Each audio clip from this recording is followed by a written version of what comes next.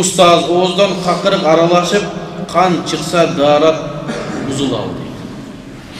Бұл нерсени көп айтканбыз. Негизи daaratты буза турган нерселерден эки эреже менен сиздерге түшүндүргөм. Ушул эки эрежени эле билсеңиздер болду. Daarat сынуу боюнча бардык маселе силердин чөнтөгүңөрдө. Бирөөдөн сурабайсыңар ошочу. Биринчиси, эки жолдун бирөөсүнөн чыккан кайсы бирisi менен эле эмне чыкса daarатты бузат.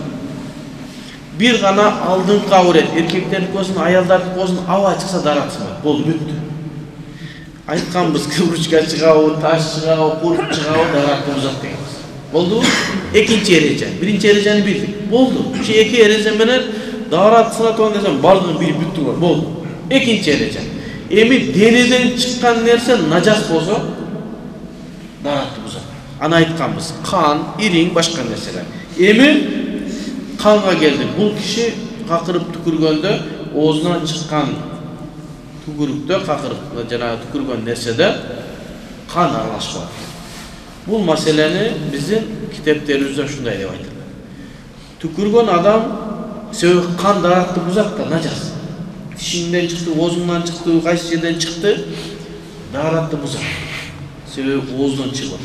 Sebebi oğuzdu juuş bizge mine nemede sünnet, daaratta sünnet, usulda farz. Emi demek uşul jaktan çıkıp atabı, bu daaratты sındırdı. Emi kantip sındırat uşol kan, uşonu biraz çeşmeleydi. Alımlarımız aytat, adam tükürgönde tükürüğün karasın deydi. Tükürgön tükürükte tükürük köp bola turgan bolsa, kan az bola turgan bolsa, salıştırmalı türde daarat sınmaydı. Egerde kan көбүрөөк bola turgan bolsa, tükürük az bola turgan bolsa, daaratты sındırat. Demek kan көбүрөөк bolup atkan, tükürüğün şuncha bir gram bola turgan bolsa, şonun көбүрөөк kan bola turgan bolsa, demek al kan çıkkan jerinden aktı degen manide. Oşonduktan daarat sınat deymiz. Emi ökö 50-50 bolup kalsa bir olmadı.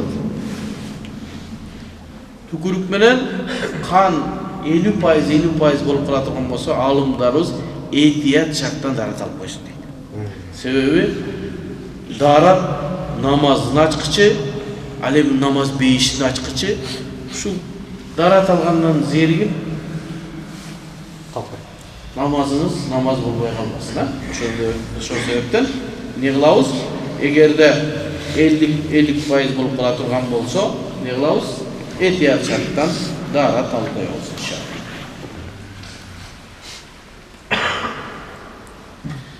Ustaz keşiresiz, men kaffarat orozu jönündө surawum bar ele. Siz ayttınız.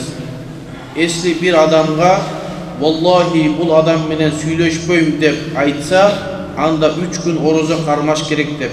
Esli ustaz anı men paşti 1 yıl murun aytsam, birok oroza karmabay жүрө bersem emne kılışım gerek. Ant Allah Taalaga ant bергенден кийин ошол антты buzulgan mezgilde kaffarat штраф болот.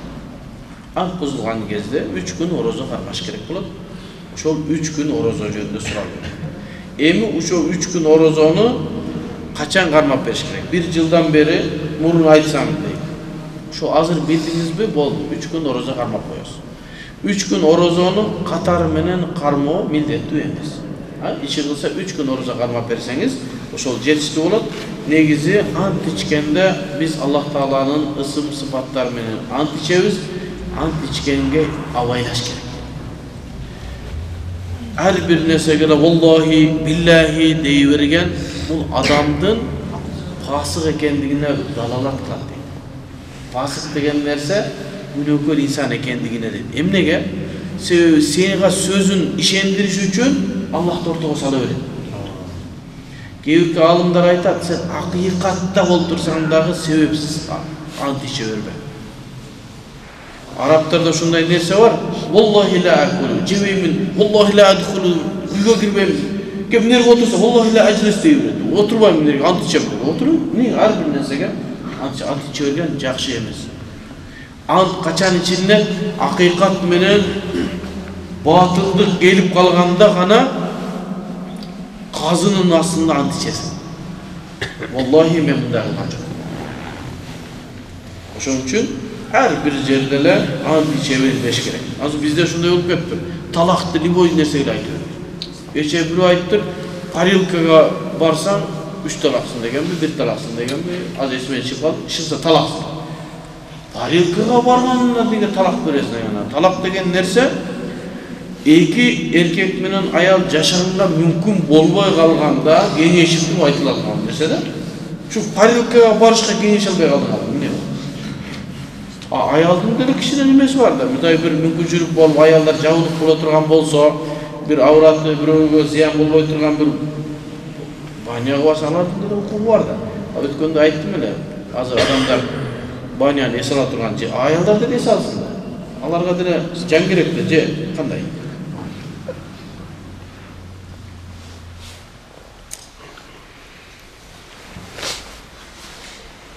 İnternetten okudum. Hanbali mazhabında şahmat oyunun oynagondor çoçkonun etin jenge barabar. Al эми al oyundu көргөнчө карап турган çoçkonun kanı менен булганып калгандай деп жазышыптыр. Биздин mazhabda şahmat oyunu тууралуу эмне деп айтылат? Аллахым разы болсун. Hanbali mazhabda, Şafii mazhabda şonday fatvalar. Şafii mazhabda men bilgenden durus деген fatva болушу мүмкүн, ben bilbeyim. Şunday bir esime geliyor. Eğer Hanbali mazhabda şunday bola turgan bolsa, al Hanbali mazhabı. Bizdin mazhabda şahmat oyununun hükmü makruh.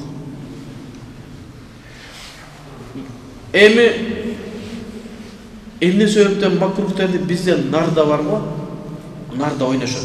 Narda boyunca bizge açıktan açık nas kelgen, hadis kelgen. Narda oyunu aram. Akça koyulsun koyulmasın. Şahmatı da oşuğa salıştırıp keyirki alımda şatranç. Şahmatı da hemne makruh değil. Anan keyirki alımlardan aytkanlar var. Eğer baldardın akılın üstüre turgan bolsa şahmat, baldardın akılın üstüre değil. Çoğundan demez, baldar.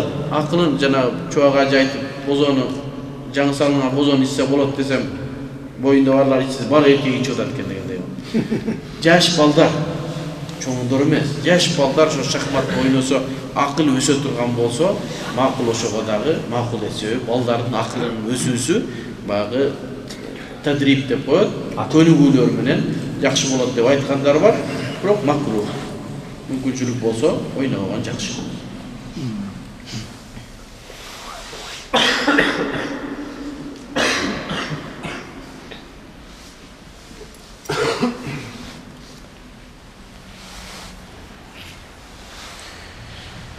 Gebirki sayasi sorular varken sayasi soruları bermeyin ama.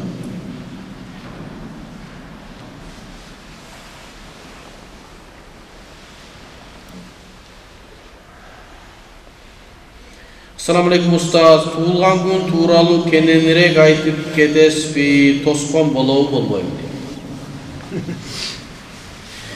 Tuğulgan gün degen sizdin bu dünyaga gelgen gününüz. Al gündü estep Allah Taala meni bu dünyaga gelişime sebepçi olgan Allah'a şükür dep oroza karmasanız, sadaka kılsanız duruz. Sebep Peygamber sallallahu aleyhi ve sellem daim Yevmül İsneyn, düşönbü günü oroza karmagan. Oşondan bizge dağı düşönbü günü oroza karmaş sünnet bolmalı. Peygamber sallallahu aleyhi ve sellem'den senin ne sebepten düşönbü günü oroza karmaysın degende men uşul günü törelgem. Peygamber sallallahu aleyhi ve sellem siz bir yılda bir yol tuğulan gününüzdü Allah'a şükür kıla turgan bolsanız al cumasına oroza karmagan. Bul degenlik tuğulgan gün toskula degen emes. Oşol günde Allah Taala'ga bir şükürçülük keltirseniz, ötkön günüңүздөн sağa kalsanız, men şunça jaşka geldim, mına bugün buradagı jaşımda emne iş kıldım, kança jakşı amal kıldım, kança Kur'an jattadım, kança ilim aldım, özüңүzgө özüңüz esep berseniz, jakşı nerse. Peygamber Allah Tebarek ve Teala Kur'an'da aytadi. Kim 40 yaşka gelip Андан наржыгана оңол болсо ал өкүнүчтүү. 40 жашка келген 40 жашка келген адам карасында 40 жашыма мурда эмне иштеди кылдым, эми бул жагы канча калды. 40тан кийин нар жак аз эле калды деген сөз. Туылган күн маселесинде адамдардын, алымдардын пикиринде ар кандай нерсе бар. Кээ арам дегендер бар. Себеби мен ташаббаха би кавмин фахуа минхум, кайсы бир коомго окшосо ал ошол коомдон болот деген хадисти далил келтирип арам дегендер да бар. Биз айтабыз, ал хадистен өкүм чыгарганга кайсыл фукахалар, алымдар ошол хадистен өкүмдү ушинтип чыгат. Ал хадис урак хадис. Мен ташаббаха минхум фахуа мен ташаббаха би кавмин фахуа минхум деген ал иманында проблема кеткендер. Бир капырга өзүң окшоштурган болсоң, иманыңда проблема болгон болсо, демек сенин иманың чыкты, кыяматта ошол христиан Сергейдин жанында турасың деген сөз. Ошонун жанында тирилесиң деген сөз. Эми туылган күндө ошого салыштырып аткандар бир аз ойлонушу керек. Ал деген нерсе туылган күндү болот деген же бирөө майрамдаганды капырга чыгарганга чейин баргандык да. Мен ташаббаха би кавмин фахуа минхум деп атса, капырлар туылган күндү тосот десек, анда туылганды тосуп койсоң капырга окшодуң, демек кыяматта сен капыр болуп тирилесиң деген. Ошон үчүн хадистерден өкүм алынбайт. Хадистерден муштагид мутлактар өкүм алат. Биз фикhtан өкүм алабыз. Фикh китептеринде мурда болгон эмес экен бул. Кийинки алымдар туылган күндү мубах дейт. Мубах. Кылсаң соо болбойсуң, кылбасаң күнөөкөр болбойсуң. Кылсаң соо болбойсуң, кылбасаң күнөөкөр болбойсуң. Кийинки алымдар ошону мурда китептерде жок. Анан ошол хадисти дәл анда бир аз ойлош керек. Бирөө мен суроом жооп түшүнүктүү болду ошо, иншалла.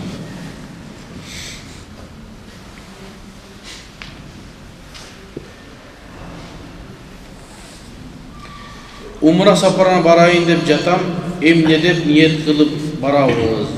Жөн эле умрага деп кете беребизби?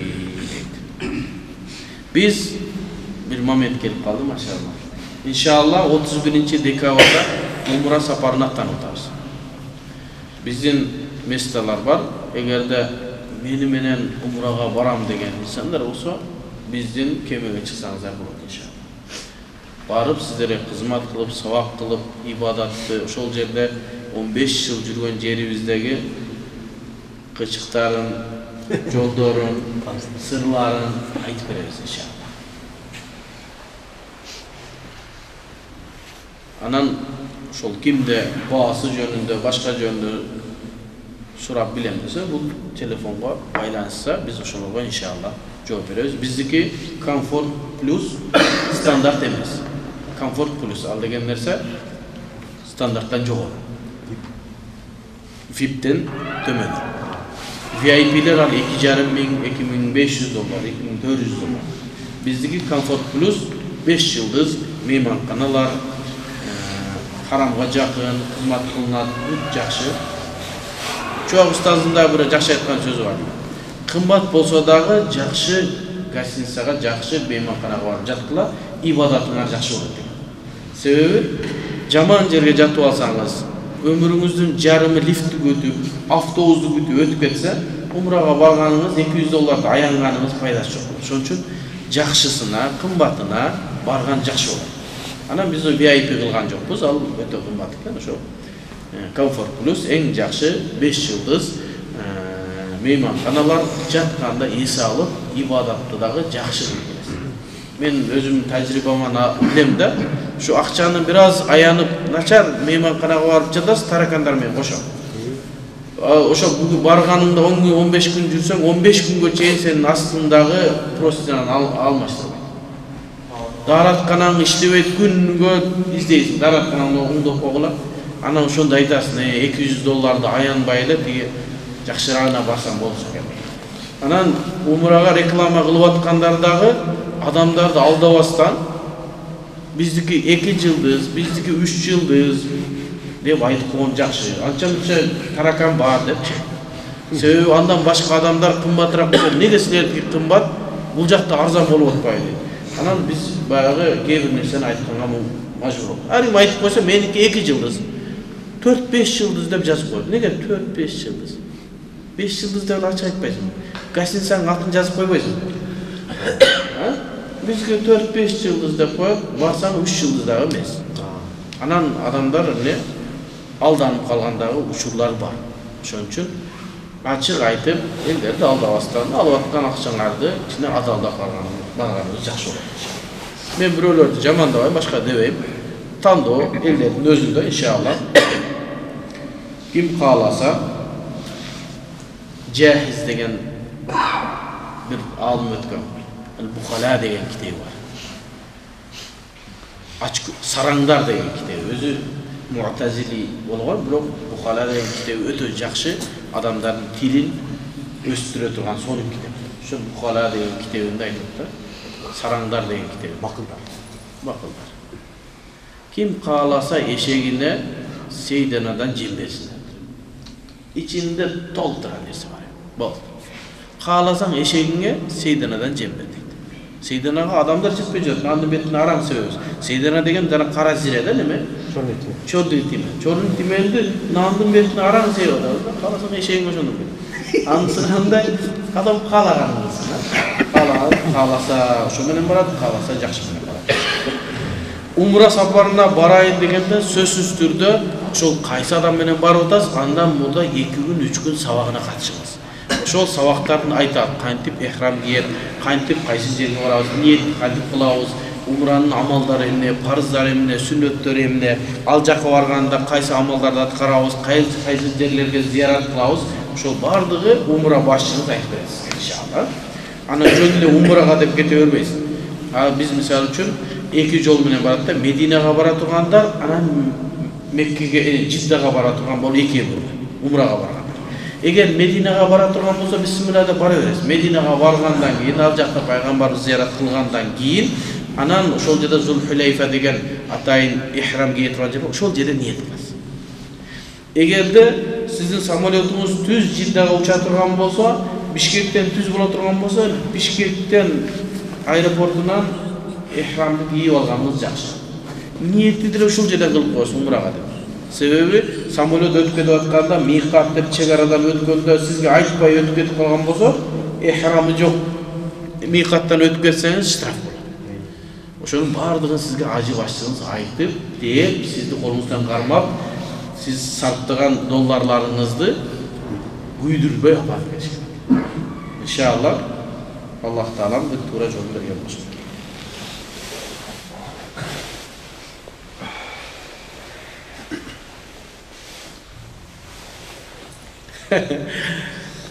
Assalamu alaikum. Özünüzü tanıştırıp ketseniz, eş yerden sizdi tappa koydum.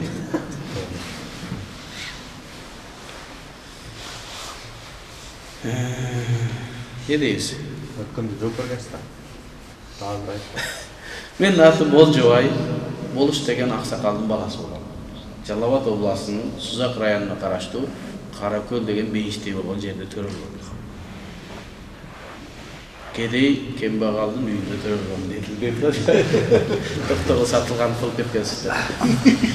Анан ошол жылкычы, койчу, колхозчунун үйүндө төрөлгөн. Андан кийин ошол Бишкектеги İslam университетине келип, 1999-жылы İslam университетине окууга тапшырып, ошол жерде биринчи жолу илим талап кылып баштаган. Ал жерден 2003-жылы экен, 2004-2005-де жок азыр.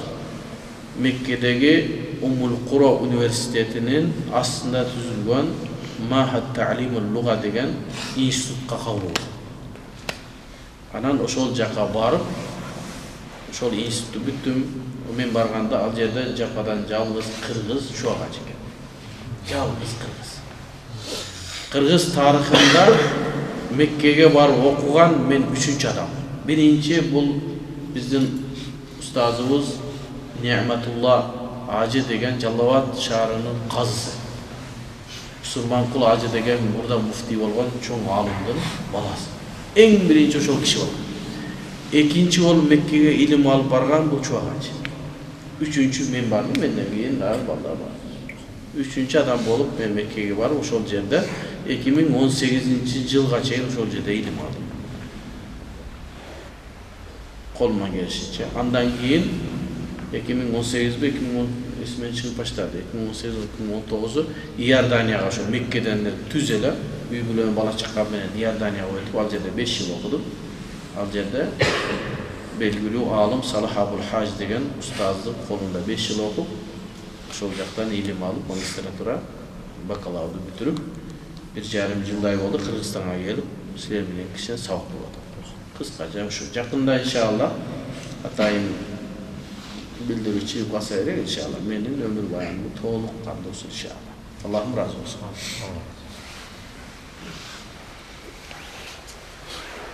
Çok tabii var.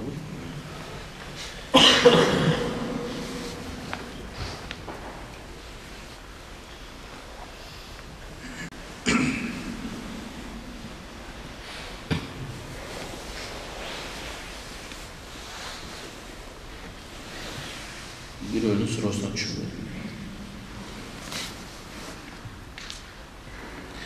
Assalamu alaikum ustaz. Musulman emes өлkөдө musulmanдар келбеген кафеде иштесе болобу? Ал жерде спирт ичимдиктери болот. Бул маселеге жооп бергенбиз. Анан кайра жооп берсек кандай болот экен? Негизи Насаат медиа башкаларды карасаңыз жана менин Instagram баракчаларымды карасаңыз ошол жерде жооп бергенбиз. Себеби бул ушундай бир олуттуу маселе болуп атат. Ошол капыр мамлекеттери деп айткандай мусулман эмес дейlikчи. Же болбосо мусулмандар азыраак мамлекет дейlikчи. Капыр мамлекет деп айтканга да акыбыз жок. Себеби биздин ханафилерде Дарул Куфр, капыр мамлекети кандай болот, Дарул Ислам кандай болот деген аныктамада бир аз силер таң кала турган аныктамалар бар. Анан аны айтсам эртең Олжобай дагы бир нерсе деп чыкты дейт. Биздин ханафи мазхабта эгерде бир мамлекетте жума айт окулунса эле ал Дарул Ислам деп аталат. Себеби ошол жерде исламдын өкүмдөрү, исламдын амалдары аткарылып атса. Анан келип чыгат эртең Россияны кантип Дарул Ислам деп айтасың. Мусулмандар намаз окуду, ошол жер Дарул Ислам деп айта берет. Же болбосо мусулмандар ошол жерде кыйналбай намазын окуп атат деген маселе. Эми ушундай мусулмандар аз мамлекеттерде ишке барган, Америкага, Европага иштеген барган адамдар ал жерге барганда көбүнчө кафеге, ашканаларга, ресторандарга ишке кирет. Ишке кирген жеринде ал жерде арактарды ташып калышы мүмкүн. Доставкада иштегендер бар экен, жеткизүүдө. Бирөө айтат, мен Европада иштеймин, доставкада иштеймин. Мен эмнени жүктөп берсе ошону апара берем. Анын ичинде арагы дагы бар, наны дагы бар, бардыгы бар. Не болом мен ошо? Анан ошого жооп беретинде айтканбыз. Пайгамбар саллаллаху алейхи ва салламдын бир хадиси бар. 10 адам Аллахтын лаанаты болот деген арак маселесинде. Ичкен, саткан, жасаган, ташыган, алып берген, сыккан, бардыгы деп 10 адамды лаанаттаган. Ошол жерде алып барып берген, жеткизген дегендер да бар да. Эми биз айтканбыз. Хадистен түздөн-түз өкүм албагыла. Хадистен түздөн-түз өкүм алганга биздин алыбыз жетпейт. Хадистен түздөн-түз өкүмдү 400-хижратка чейинкилер алган. Абу Ханифа алган. Абу Ханифа бул хадисти сиз түшүнгөндөй эмес, башкачараак түшүнгөн. Биздин бүтүндөй ханафи мазхабтын китептеринде бул хадисти түшүндүрүп берген. Бирок негедир окубаганбызбы, ошол хадисти эле кайра-кайра эле кайталап иштегенге болбойт. Мен ушундай бу жерде иштедим, чыкты, каяка иштейт ал. Доставкада ушундай да иштей эле кой, башка иштер бар. Каяктан табат? Зорго жетти өзү Америкага. Не кылыш керек ал?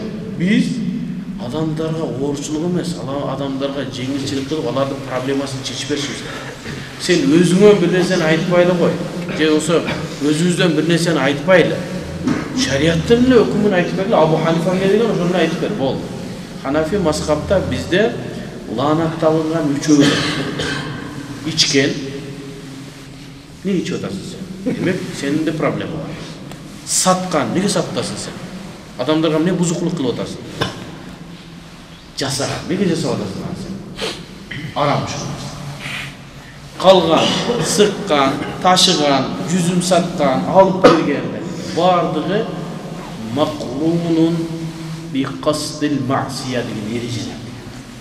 Al degen nerse senin maksatındağı niyetine karar. Eğer oşo menен buzukuluktu maksat kılıp arakты жеткизейин тияктагылар аркаш болсун деп бузукулукту ниет кыла турган болсоң, сен да ошол лаанаттын ичине киресиң. Болбосо жөн эле жеткизип бере турган болсоң, эч кандай проблема болбойт. Ага бир зиммиди мисал келтирет китептерибизде. Зимми деген мусулман өлкөсүндө жашаган, мусулман эмес, налог төлөгөн адам. Ошонун арагы бар экен. Зиммилер бири-бирине арак сатса боло берет. Бири-бирине чочко сатса боло берет. Бизде мусулмандар бири-бирибизге арак сатканга болбойт. Же болбосо барып капырдан арак сатып алганга болбойт. Алар бири-бирине сата берет, аларда акча. Эми бир зиммидин бир жашык арагы бар экен. Сен такси болуп иштейсиң. Мени тиги орто сайдан аламидин рынокко жеткизип кой десе, не болот десе китептерин айтат. Эгер зимми арагын мусулманга бул жерден бул жерге жеткизип бер деп эле, жеткизип эле берип сураган болсо, апарып жеткизип берип кое берет, жеткизген акчасы адал деп китептерибизде жазылып турат. Себеби анын максатында касдыл маъсия күнөөнү каст кылган жок болгону жеткизип берген бензини убактысына акча алып атат. Ал эмнени апарып ушу апара берсин. Ошондон улам доставкада иштегендер, башка да иштегендерге жеткизип берүү эле максат боло турган болсо, иншалла зыяны жок, тапкан акчаңыз адал деп айтканбыз, азыр да ошондой.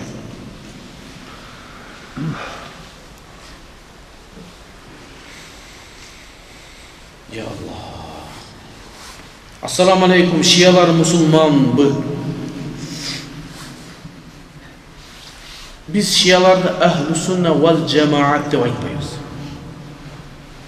Бирок мусулманчылык дайрасынан чыгара албайбыз. Себеби ла иляха илlalloh Muhammad Rasulullah дегендер бар. Бирок ахли сунна вал жамаа эмес, адашкандар. Алардын өзүнүн Кураны бар, өзлөрүнүн намазы бар, өзлөрүнүн ажырлатылган жери бар. Ушунчалык жолдон адашкандар. Аларды биз капыр деп оозубузга албай эле коелу. Аллах Таала өкүм берсин. Аркасынан намаз окубайбыз. Алардын аркасынан ага кыз бербейбиз, алардан кыз албайбыз. Эгер кызды алсак мүмкүн тарбиялап алышыбыз мүмкүн, бирок албаган мустахаб. Кыз берсеңиз шия болуп кетиши мүмкүн. Ошон үчүн шиялар бул адамзатына келген бир бале деп айтылат. Шиялардан алыс болушубуз керек.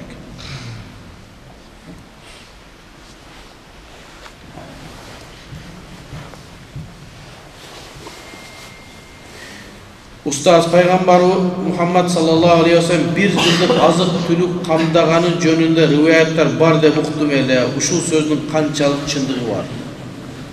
Men bilbeyt ekem. Peygamberimizin bir yıllık azık emez. Bugün ne var dep surat uyuna gelip. Uyda bir nerse var mı jegenge dese var dese jeç, jok dese anda men bugün orozom. Oşon üçün orozoda Hanafi mazhabda uşul hadislerin negizinde Abu Hanife ereje tuzgan. Eğer nafil oroza karmayım deseniz şeriat gününün jarımına çeyin niyet kılsanız bolot deydi. Şeriat gününün jarımı bagımdattan başlap gün batkanга çeyin. Oşonun jarımına çeyin niyet kılıp kalsanız nafilga durus deydi. Şu Peygamberimiz erteme eşlik jegen emes. Barıp bir nerse var mı jegenge dedi. Jok dedi. Anda men orozam. Demek şunday niyet kılsanız bolot. Al emi kaza namazınız bolsa, kaza orozonuz bolsa, nezir orozonuz bolsa, alardı tündön niyet kılış millet. Tünü niyet kılış millet. Etenge bayağı kazamdı karma pireydi.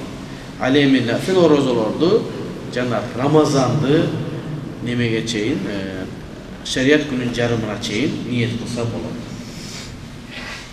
Şunday bolğon abaldan artan Peygamberimizin bir yıllık azığı bolğon men bilmeydik.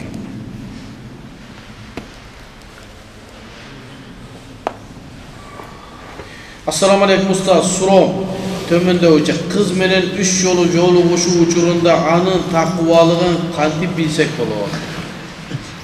Мен өткөндө айттым, ушундай kız menen görүшкөнү барганда 3 жолу жолугуш керек деген сөз бар, бирок мен китептерден таппадым деп. Эми мен мүмкүн китептерим азыр таппагандырмын, китептерден бирөө билген болсо, Ханафи мазхабта муътамат этибарга алынган китеп болсо айтып койсо, мындан кийин айтып жүрөм. Бирок 3 жолу жолуксун деген маалымат менде жок. Болгону бар, бетин көрсүн, колун көрсүн болду. Жуучусун жөнөтсүн. Калгандарын кошуналардан, ортактарынан, жеңелерден, туугандарынан гана сурап алабыз.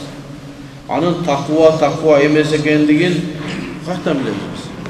Анын туугандарынан сурайбыз. Намаздарына бекемби, жолугуна бекемби? Анан ошол жактан карап сурап билебиз. Анан 3 жолу жолукканда өз 3 жолу жолугушуу боюнча бизде эмне кичине күмөн бар. Устаз, эгерде бир кызды аялдык алайын десем, кыздар жөн. Эгер бир кызды аялдык алайын десем, ал кыздын биринчи күйөөсүнөн махыр ала элек экен, бирок талак алган. Ошондо биздин баш кошуубузга эч кандай зыяны жокпу дейт. Бул бир жол турмушка тийип чыккан кыз экен.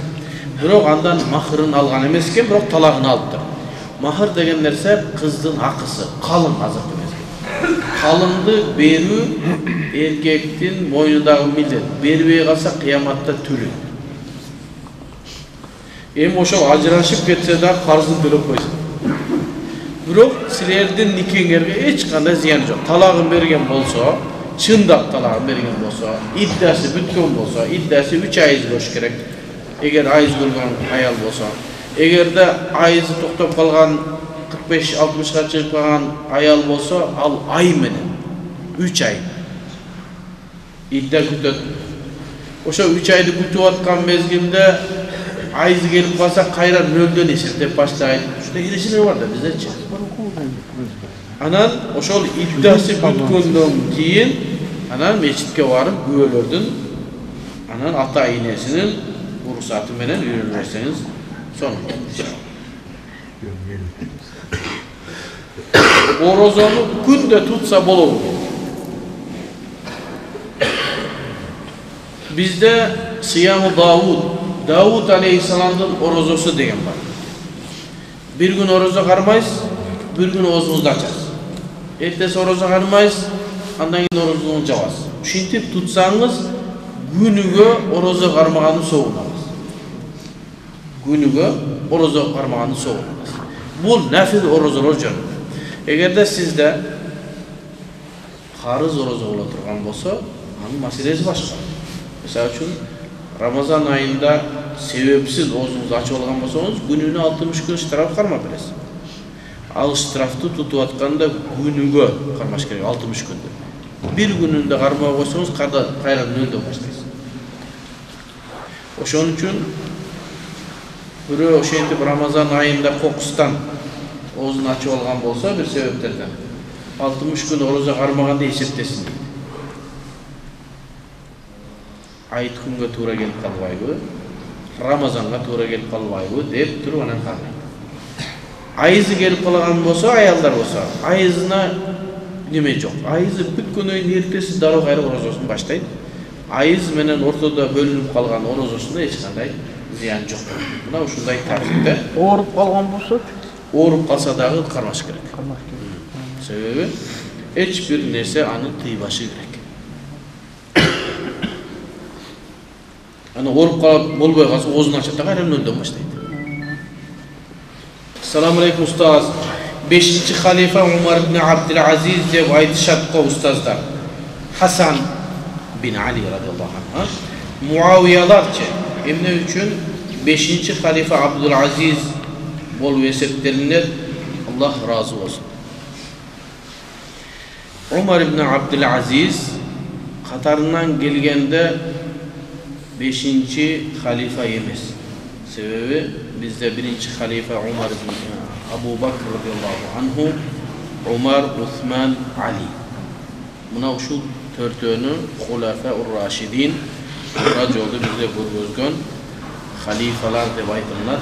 Andan keyin tertip har qanday bolup kelgen. Biroq alimlerdin arasında Umar ibn Abdülaziz radıyallahu anhu 5-ci halifa deb aytılат. 5-ci Hulafar Raşidinler deb aytılat. Sebebi nede? Sebebi Umar ibn Abdülaziz kançadan keyin geldi. Sebebi Umar ibn Abdülaziz'di 5-ci halifa deb aytkandığı anın adiletlülüğünde. Şunçalık adiletli bolğonduktan alimler katarı menen 5-ci halifa olup gelbese dağı adiletlülüğünde 5-ci Hulafar Raşidin deb aytar. Şol sebepten şunday sözler aytılır. Hasan bin Ali radıyallahu anhu 6 ayga jakın gana halifa bolgon. Al Muaviye radıyallahu anhu halifalık mezgilinde adiletlilik biraz neme bolgon çıgar. Anı hiçbir alimler aytkan emas. Sebebi Muaviye radıyallahu anhu Ali bilen soğuşkan başka meseleler var. Al biz nersege içine girbeybiz. Şondan ulam gana Umar ibn Abdülaziz adiletliliginin anı 5-ci Hulafar Raşidin dep aytılып kalgan. Şol Umar ibn Abdülaziz'in mezgilinde şunday dep aytılınat. Taladağı karışkır menen koylar jaylooda bir ottop kalgan. Karışkırlar koyga kol salbastан. Şunçalık darajada adiletlilik bolup, şu karışkırlardağı Umar ibn Abdülaziz'ge başıyıp kalgan. Bir koyçu karab tursa, karışkır gelip kol salganda koyga aytkan eken, Umar ibn Abdülaziz bu dünyeden ötken okşoydu. Şondoy adiletli padişah olgan. Emi Muaviye radıyallahu anhu sahaba, Hasan bin Ali sahaba radıyallahu anhum bular ne sebepten atavagandığını şu sebepten gana dep bilemin, başka mende malumatım yok. Vallahu a'lam. Ustad, cinler ottan jaralgan mı je tütünden mi deydi. Bizdeki malumat boyunca ottan jaralgan dep aytılgan. Biroq qanday bol ottan jaralganı size belgisiz. Tütünden degendi azı sizden boladi. Bizde malumat yok.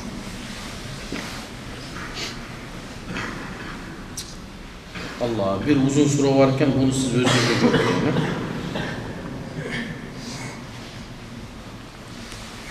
Assalamu alaikum. Halal Endüstriyasının jetekçisi sizni ziyaret kılıptır. Abdülhamid Şemsiddin ulu. Joluşu turalı aytıp bere alasızbı dedi. Maşallah. Abdülhamid ustaz meni ziyaratga gelip ketdi. Maşallah. Adepti, öte jakşı jigit eken. Şol halal Endüstriyanın başçısıken biz de köp süйлöş algan jokpuz. Azıraqtana süylöştük, ziyaratga geldik, dua kıldık, süylöştük. Anan şol keyber surolları var eken, şol surollarga sizden жооп alıp tursam degen ötünüşünü aytты. Men makbuldugун berdim. Sebebi halal Endüstriyada hiçbir alim azırkı mezgilge çeyin bir fikir, oy, fatva bergen hiç kim jok eken. Şol sunuşun kirgizdim, mындай surolorду сурап турайын. Ал жака үч эмес, surolor bolsa сурап турайын дегенден men makbuldugун berdim. Azыр inşallah jakында da bir jakşı malumatlar bolup kalar inşallah. Allah'ım razı olsun. Telefonda je sot tarmaktarda ukan muzikalara күнөө жазылалы. Azırkı telefonlar sos tarmaktagı muzikalar kadimkili muzika, bayağı şeriat kıygan muzika. Muzika şeriat aram deb esirtdi. Biroq bir nerseler andan istisna, bölüp karaldı. Muzikaga hüküm bergendey al nersege hüküm berildi. Sebebi adamlar al nerseden saktanusu kıyım olur. Birincisi, telefonunuzga bir muzika koyulup kalsa, oşol nersenin ziyanı jok dep aytılgan. Biroq başka nersege turunga almaştırıp koygun jakşı. Anan radio ugup atsangiz, жаңылыктардын arasına koyup келген muzikalardan adam saktanusu kıyın. Bu nerselerge dagı günökөр bolбойт. Televizorda dagı şonday bolup kalgan nerseler bolsa, aga saktanu kıyın. Jozu utur öçüre kalasın. Kayra jandıra kalıp kıyın. Andan saktanu biraz kıyın. Anan giminge zarılçılığı üçün ruhsat berese. Mamleket tarafından gimindi uqqanga je bolsa, gimin bolganda turganga biz buyurulganbız da mınday aytkanda. Ошого зарылчылыk үчүн ушул нерселерге уруксат бер, калган нерселер каралбайт. Эмгеүклөр тыгылып чыкпасын эми эртеңчи. Антип киминди дейсиң да, сен чыгып кыйын болсоң айт. Киминди уш арамдыр, ачык. Мындан мага окшойт. Анан кийин сүйлөшөбүз, Аллах разы болсун.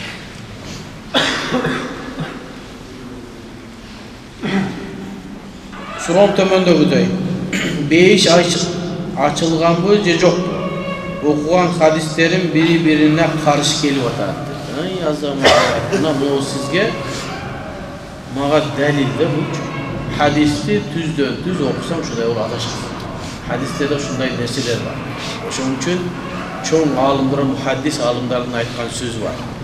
Ал-хадис адамдарды өлтүрө турган нерсе.